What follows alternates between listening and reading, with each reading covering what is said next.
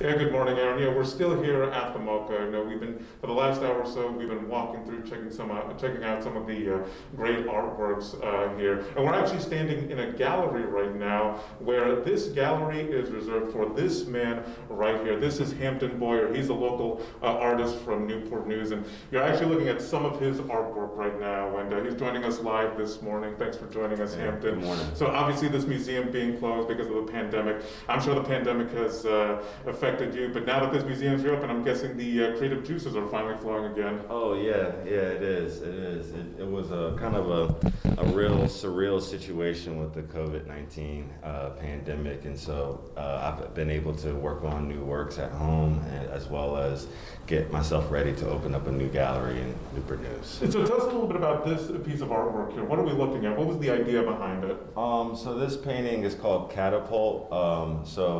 My fiance and I, we have a dog, and every time we leave the house, the dog kind of like has this little anxiety attack, and so it reminds me of what it felt like when my mother transitioned from this reality. And so this painting kind of correlates the empathy for loneliness. And so here our dog, his name is Jupiter, so I kind of transposed her to look like Mars. And so just kind of created an abstract way of my living room, but I kept a portrait of my mother on a shelf.